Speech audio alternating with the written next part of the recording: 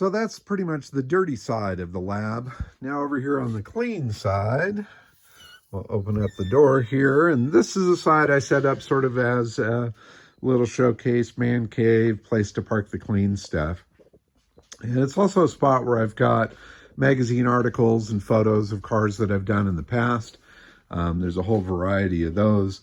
I think last time I added up magazine articles on cars that I've built or been involved with, I think it was up over 70, which blows my friggin' mind. I have no idea how that happened, but a lot of the magazine articles were from different countries and stuff. So on occasion there would be a car that had been photographed and then seen in 3 or 4 different magazines. So that adds up quite a bit. But I'll run you through some of them. This is Tim Allen here with Home Improvement fame, of course.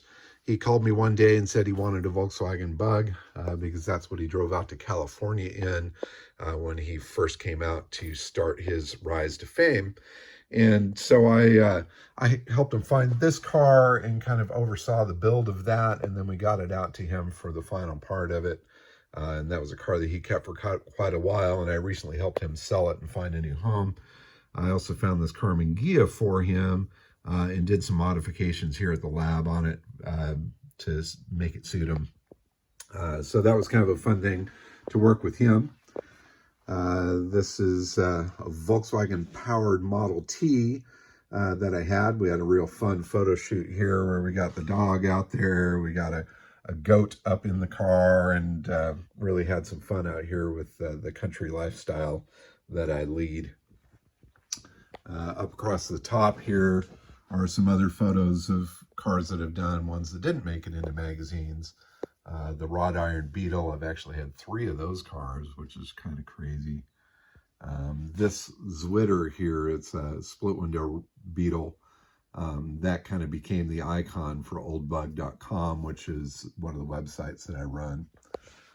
There's another one of the wrought iron Bugs. Here's a freaky VW that we called Snoopy, where the nose was extended and the body shortened.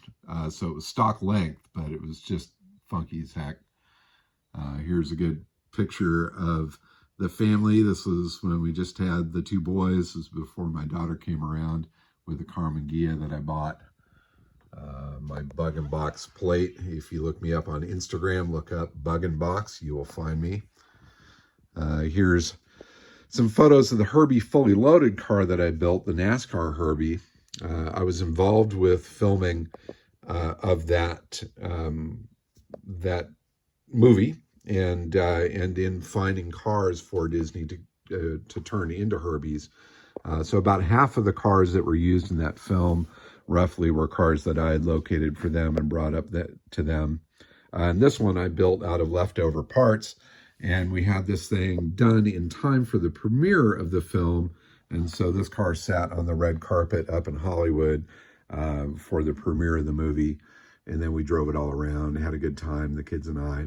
And now it's in a collection in Scotland. But if you look real close there, I had all the cast sign the glove box door. And on the inside of the glove box door, the director of the film signed it as well. Here's the article on Monster Garage. I had sold a couple cars to Jesse in the past, and at one point he called me and he said, "Hey, I want to do a VW on Monster Garage." And kind of cockily, I told him, "Well, sure, I'll find you one, but you got to put me on the show." And he did. So I helped gather up all the guys that were much more skilled than myself to do the build. I spent more time standing around or on the phone trying to gather parts, while the guys that really knew what they were doing could do the building and construction of this car and make it go fast. And it started out as a truly horrible, rusty, nasty split window. And it turned into a pretty awesome little car. I'll show you another little souvenir from this as well and tell you the story of how it was named Sauerkraut and that sort of thing. Anyway, back up to kind of the photo share. There's a Schwimmwagen that I had here for a customer. Just for giggles, I put some 17-inch custom wheels on it and posed there with the machine gun. Here's a Volkswagen bus tank. This was my first car, this 1971 Honda 600. I bought that car when I was 13 years old and then tricked it out to look like that by the time I had my license. And I still have that car today. There's a couple of different buses, a Carmen Ghia, whole variety of different VWs that I've dealt with, of course. Volkswagens have been my specialty for so many years, but I've always had an interest in other cars as well. And now as I'm getting older, I'm playing with anything I can possibly get my hands on. This custom 412 wagon was a really fun one. It made it into several magazines. I did the paint on that myself. Did a whole bunch of other work, had fabrication work done by somebody else. Good friend did the suspension and some other modifications. But it was a great project, and it ended up being very well received. Here's a Volkswagen panel bus here that I did for a customer over in England.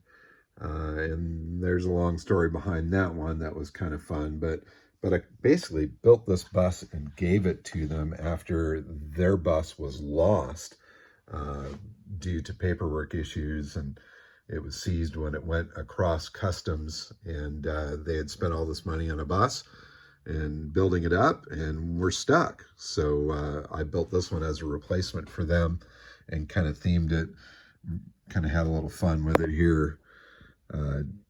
Don't get screwed without us. It was a bus. The bus that they lost was one that was bought through my website, and so I felt like I needed to help any way I could. Here's a Barris fun buggy that I restored. This is a George Barris car that I picked up in this sort of shape here, and then converted it into this surf buggy look with surfboards on the top. You know, fun stuff there. It was the same body that was used in the Bugaloos buggy from that old TV show back in the day. Here's the Autohaus bug here. This is one that I picked up locally and then put together so that it looked like the cartoon Autohaus bug. This car is now in Europe and has been highly celebrated and displayed at some of the big events there. Here's a couple of VWs that I've built and put together for Ewan McGregor, who's a friend of mine now for many years. And we've had a lot of fun with different cars together. Anyway, so that's one part of the Wall of Fame. Let's go over to the other side. Oh, there's trophies and stuff from shows and builds and stuff of the past.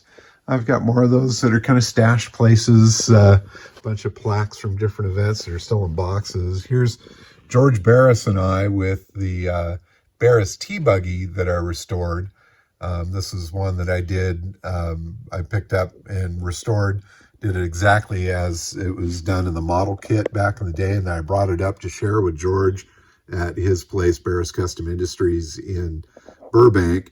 And it was a wonderful day spent with George to hear the stories and to show him the car.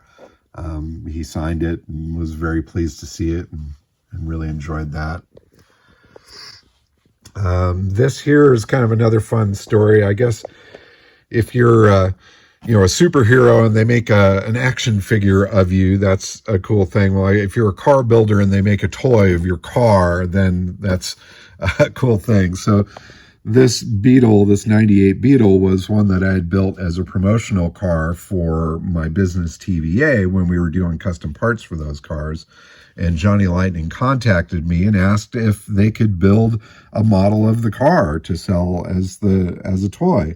And they did two cars, actually, that I had built. They did this one, the TVA car, and then another Beetle that was sort of a retro look one. But this one I thought was pretty awesome. They did the details so crazy. They even got the company name and phone number on the quarter window and my license plate on the car as well. So what was really fun, I'll never forget, like pulling up to Toys R Us in the car, going in, buying a toy of the car, and then coming out and getting in the car and drive away. So that was sort of a proud moment. Here's another one of the wrought iron Beetles. Again, I've had three of those cars. This particular one went to a museum called the Taj Garage in Ohio, and that sold just recently at auction for an insane amount of money. I unfortunately didn't get an insane amount of money for it, but I had it, and it was fun. Let's see, some more cars from the past. Here's two different war look VWs that I built. This replica Kubelwagen was something that was done for a film many years ago, and I found that out in the hills here in the desert and kind of made a cow looker out of it. This Type 82E sort of four-wheel drive-ish looking Beetle was one that was started by a guy up in Northern California, and then I completed it, and it was registered as a 44, although it was parts for many years, but it did have many genuine bits from cars of the era. Here's a Volkswagen Country Buggy that's from Australia. That was a fairly unique small market vehicle. They sold these in Australia as well as in the Philippines, or a version of it there as well. Here's a few other cars, several buses I've restored. This one's kind of a fun story. I should probably do a video just on this car of its own. It's a 1966 Beetle that I found for sale online, and it had a small little badge underneath the front hood that said Emden 100,000. And I knew that Emden was a production line that Volkswagen had put together in '64 to help with keeping up with Beetle production for the world. And it turns out that this was the 100,000th Beetle to come off of that line. And so there is that exact car when it hit that milestone. And the fun story about that car is I bought that car, I brought it back, brought all the information alike, got the info from VW to make sure that it was what it appeared to be. And then it was fully restored, and it went back to the factory for their 50th anniversary. Here's another real obscure VW that I restored. This is a Volkswagen Hormiga, which was a Mexican-built Volkswagen truck. It was front engine, front wheel drive, but with an air-cooled VW motor. So that's a trippy thing. I've got some more little trinkets and treasures and stuff in here. I probably should have gotten the neon lit and all the showcases rotating and looking cool, but oh well, you get what you get. But lots of little treasures and bits of things from my travels and from a lifetime of hunting. Down below here, let me pull this out here. This, oh man, the frame's all coming apart. But this is the other thing I wanted to show you from Monster Garage. This is the original drawing of the sauerkraut car, and it's signed by all the builders and stuff, and Jesse as well. So we had the artist, you know, the designer that came in to be a part of the design crew. And this guy had never drawn a VW in his life. He did this goofy little sketch, didn't even look like anything. So that night when I went home, I grabbed the kids' crayons and some pencils, and I drew this to bring back. And I ceremoniously stuck this right over the top of the artist's drawing. And I'd put the name Sauerkraut on the door because I thought it was kind of fun. And sure enough, that stuck. So it became Sauerkraut, and they ended up doing it rusty and nasty just like that. And I got to keep the original drawing, which was fun. Lots of different treasures and cool things. This up here is it's a body buck, or used for forming metal panels to make a little midget body. That was something I picked up while hunting somewhere. Here's some more VWs that I've had in the magazines. This little split window bug here was something I had for quite a while. This oval window rally look car, the graphics and stuff were done by a good friend of mine, Tim Leventree, that passed away recently. And he was fantastic. So that was all hand lettered. And we loaded that thing up with all sorts of vintage speed items and stuff. That car ended up going to Florida, and then it sold and went to Europe. And then I saw photos of one that was done exactly like it, but in a different color combination. So somebody copied that car exactly, and but did it in gray instead of green, and that just absolutely cracked me up. But they say that imitation is the sincerest form of flattery, and I really kind of took it that way. This was my first cover car, was the Split Taxi. This was back in 1990. My first feature car was a VW in 1989, but this was the first time I got something on the cover of the magazine. So that was definitely a fun thing. And I've always liked building crazy stuff. Here's a school bus that was chopped and shortened. Here's me in full Dorf routine, pretending I'm short, and my kids inside pressing their face up against the glass. That was a fun car. There's another bus I restored. This was a Romech, a coach-built Volkswagen that I completed the restoration on, and that is now in the Volkswagen Museum in Germany. Here's a poster from Sticker Shock from Discovery Channel, a picture of me there with the other appraisers. That was from an event up in Monterey, and I wanted to keep that sign, which was fun. Let's see, we'll go up top here. I had a whole bunch of different motorcycles. There's a Triumph, that's a CZ.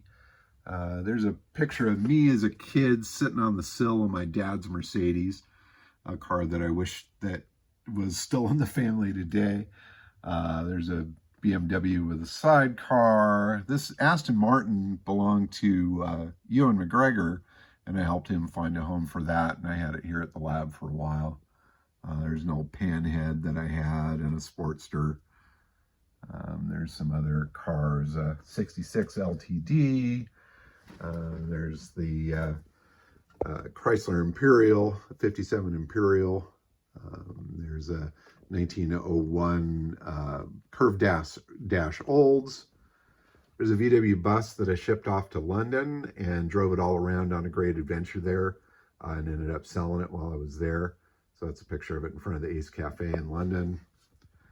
That's a Tatra, which is a Czechoslovakian streamliner car. That was from 1950. Model T. I've had quite a few of those. More VWs, a Packard. Goes on and on. I'll have to get back around there. That piece right there was kind of a fun piece. That was it's a fiberglass cast of the bottom of an engine that Disney did for one of the Herbie films. And that's something that I ended up with. They ended up having a stunt car that jumped up and down and didn't have an engine in it. But they knew they were going to have some shots from down low, and they wanted to make it look like it had the engine in it. So that was a fiberglass cast that they had mounted up underneath there. This is a hood from one of the Herbie cars as well. So I've definitely enjoyed my connection there to those films, because I certainly grew up with them. And so to do something as a grown-up was super rad. Got my pinball machines covered in junk, and there's a trophy from the Quail Motorsports Gathering, my worst in show trophy from the Concours de Lemons, where I took my double-headed Honda Civic and drove it all around. This right here is the genuine Myers-Manx car that I've been working on. This is a pure survivor car. It's all original. Original gel coat. It's built exactly as it was done in 1967. I've got every scrap of history and every receipt and photos of the build. I've got pictures of this car driving through Baja in 1967 and 1968. It is an absolute survivor car. It's been authenticated by Myers as one of the first 150 Myers-Manxes. Bruce has signed it here on the back, and it is it's a pretty spectacular find, especially with all the history and stuff that it has. This big beast over here is a 1932 Packard Light 8 Roadster, and I stripped this all down and kind of put it into race form so that we could take it to the Race of Gentlemen. up in Pismo Beach, and my brothers and I raced this against a bunch of guys with hopped up Fords and that sort of thing. And it was an absolute blast, the most fun I've ever had at an event. And it was great to bring this beast out there and park it next to those tiny Fords. It was just absolutely awesome. It was a horrible weather, a horrible weekend, but man, we had a blast. Other cars, let's see, there's the Rosensteel Roadster up there. That was one of my favorites, one that got away that I wish didn't. There's the Mangasta Dune Buggy. Here's a Volkswagen Brasilia, another outside market Volkswagen that's pretty uncommon here in the US. There's my new Beetle when it was customized in Hot VWs. There's a picture of Ewan with the Beetle that I built for him. He still has that today, and that kind of started that whole fun time. There's a picture of Tim with the Gia, and a picture of Tim and I with the Beetle there at his shop as well. This baby here, this was my first magazine feature, in 1962 Volkswagen Crew Cab that I built back in the 80s. And that was one of my proudest moments, to like have your car featured in a magazine. Was just too rad. And I've been so fortunate to have so many in years past featured as well. So there's a couple of other custom new Beetles that I built back in the day. There's that Rally Beetle when it was on the cover of the French magazine. Nice square back. There's a better picture of George Barris and I with the Barris T-Buggy, and a picture of George with the Barris Surf Buggy as well. Whole collection of old license plates, personalized plates that I've put together. Many have been on cars that I've had. So this whole big shelf is covered with all sorts of stuff, little trinkets and treasures and things like that. This guy here, this little bust with the security hat on, that's actually a Von Dutch piece. Von Dutch built this platform and that head and stuff, and that was on display at the Santa Paula warehouse of the Brucker family. And it hung right over the door. It says, "Would you buy your next car from this man?" So it was a bit of a political commentary on the Bruckers and what they were doing there, I think. But that's a cool piece. I've actually had several Von Dutch things over the years, but I've sold them when I've had offers that have been a bit too strong, which happens sometimes. Here, I'll go around the other side and show you some of the details on this shelf. I've got my old Schwinn Phantom hanging in the rafters there. That was my bike as a kid.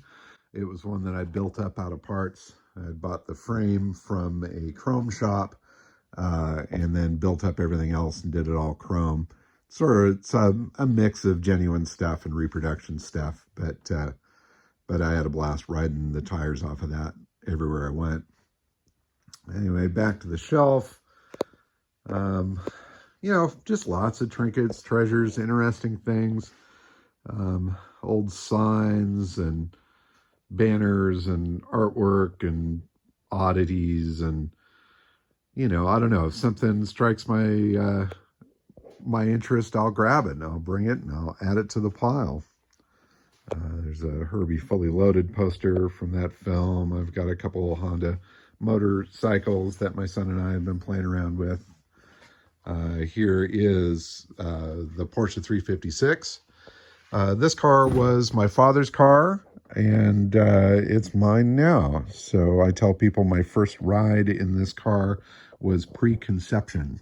So this car and I go way back, and currently it's kind of done up in a bit of a rally look of my own design and weirdness, just to give it a personal touch.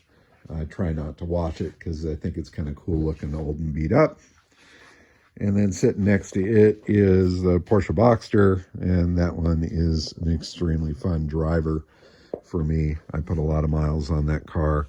It's comfortable, it's fun, it handles awesome. This is a Suzuki Jimny that I'm just completing the restoration on. I've got to find somebody that can help me do some two-stroke tuning.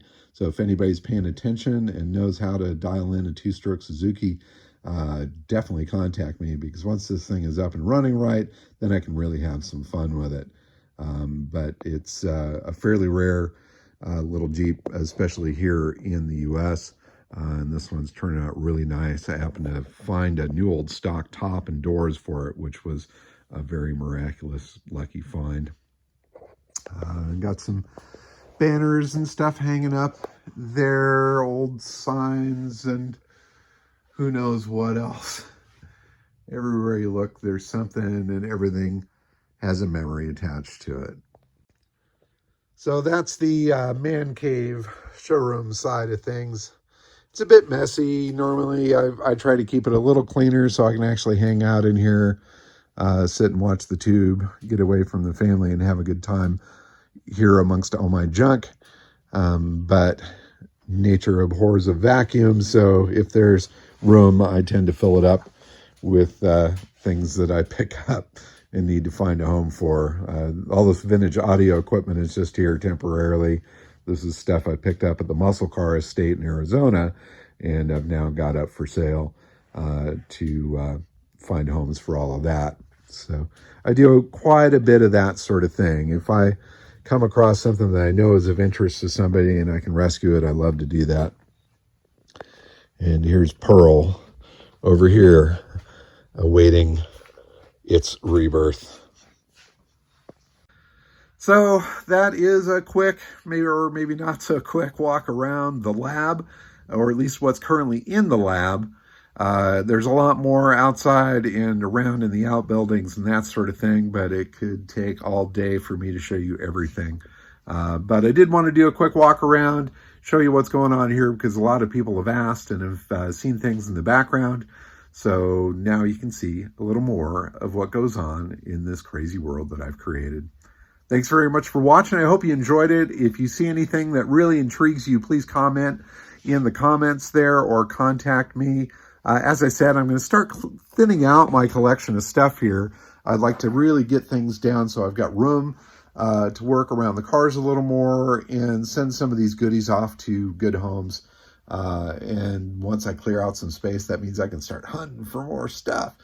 But no, really, I do want to thin things down, and so a lot of stuff is up for grabs. So anyway, again, thanks very much for watching. I'm glad everybody's enjoying all the stuff that I'm up to. Please subscribe, tell your friends, blah, blah, blah. Keep on digging them up and driving them. Bye-bye.